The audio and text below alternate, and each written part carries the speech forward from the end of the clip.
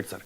ఇక రాష్ట్రీయ స్వయం సేవక్ సంఘ్ శతాబ్ది ఉత్సవాల్లో ప్రధాని మోదీ పాల్గొన్నారు సార్. ఆర్ఎస్ఎస్ విధానాలపై ప్రశంసల వర్షం కురిపించారు. దేశ నిర్మాణమే సంఘ్ ధ్యేయం. దేశ నిర్మాణంలో రాష్ట్రీయ స్వయం సేవక్ సంఘ్ అద్వితీయమైన పాత్ర పోషిస్తోందని, దేశమే ప్రథమం అంటే నేషన్ ఫస్ట్ అనే స్ఫూర్తితో కార్యాచరణ కొనసాగిస్తోంది అని చెప్పి ప్రశంసించారు సార్.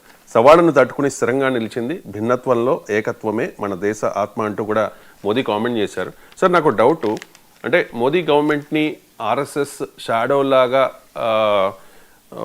ఉంది, నడిపిస్తోంది అనే ఆరోపణలు ఉన్న నేపథ్యంలో ప్రధాని మోదీ ఆర్ఎస్ఎస్ పై ప్రశంసల వర్షం కురిపించడం మీద మీ కామెంట్ సార్.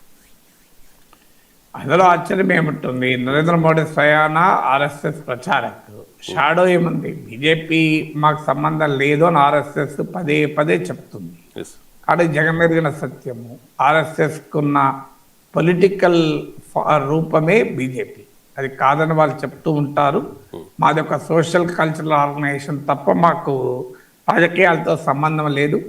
ఆర్ఎస్ఎస్లో ఉన్నవారు ఏ పార్టీలైనా ఉండవచ్చు అని. కానీ ఏ పార్టీలోనైనా ఎవరైనా ఉండవచ్చు. కమ్యూనిస్టు విద్యార్థి సంఘాల్లో పనిచేసిన వాళ్ళు ఇవాళ బీజేపీలో కూడా నాయకులుగా ఉన్న వాళ్ళు కూడా ఉన్నారు.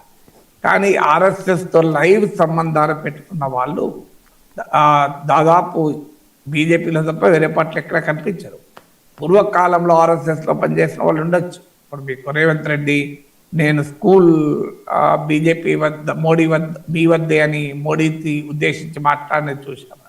ఆయన ఆర్ఎస్ఎస్ విద్యార్థి సంఘమైన ఏబీవీపీలో పనిచేశాడు కనుక.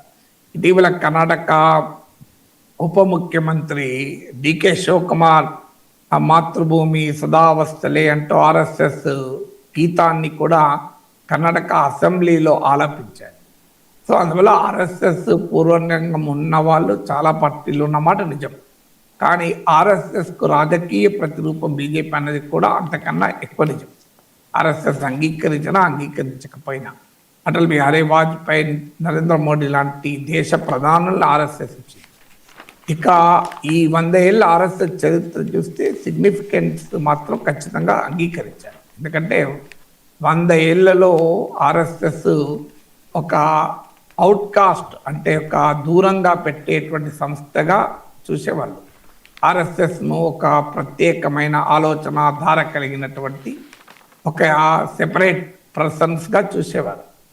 అలాంటిది వాళ్ళ ఆర్ఎస్ఎస్ ఒక మెయిన్ స్ట్రీమ్ ఆర్గనైజేషన్. ఎందుకు ఈ మాట వాడాను అంటే, నేను మీకు జనతా పార్టీ ప్రయోగం విఫలం అవటానికి, జనతా పార్టీ రెండు ముక్కలు కావటానికి కూడా ఆ రోజు ఆర్ఎస్ఎస్ కారణం. డిఎల్ మెంబర్షిప్ అంటారు, ద్వంద్వ సభ్యత్వము అని.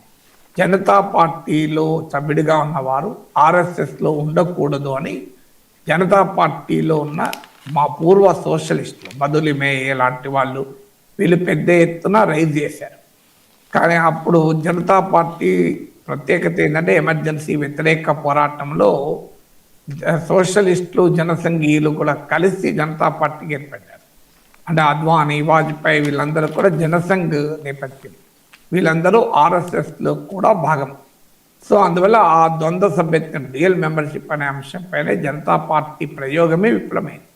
అందువల్ల ఆర్ఎస్ఎస్లో ఉన్నవారిని ప్రత్యేకంగా చూసేవారు. అలాంటిది ఇవాళ ఆర్ఎస్ఎస్ ఒక మెయిన్ స్ట్రీమ్ ఆర్గనైజేషన్గా, దేశ ప్రధానమంత్రుల్ని ఇచ్చేటువంటి సంస్థగా, సంఘటనగా రూపాంతరం చెందడం, అభివృద్ధి చెందడం డెఫినెట్గా ఆర్ఎస్ఎస్కున్న ప్రత్యేకతను మనం తెలియజేయచ్చు.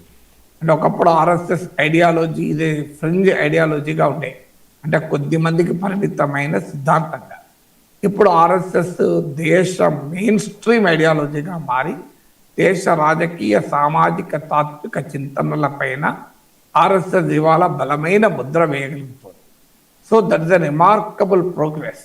ఎందుకంటే ఆర్ఎస్ఎస్ ప్రారంభమైన సమయంలోనే భారతదేశంలో కమ్యూనిస్ట్ పార్టీ కూడా ప్రారంభమైంది.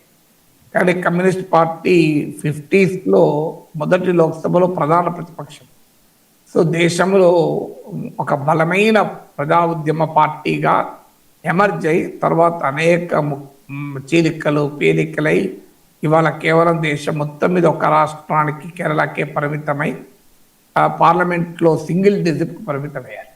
సో అందువల్ల ఈ కాంట్రాస్ట్ చూసినప్పుడు సహజంగానే ఆర్ఎస్ఎస్ పెరిగిన తీరు, అభివృద్ధి అయిన తీరు, దేశ సామాజిక రాజకీయ తాత్విక చింతనపై తన బలమైన ముద్ర వేసిన తీరు డెఫినెట్గా from the point of view of it's rice చూస్తే చాలా అప్రిషియేట్.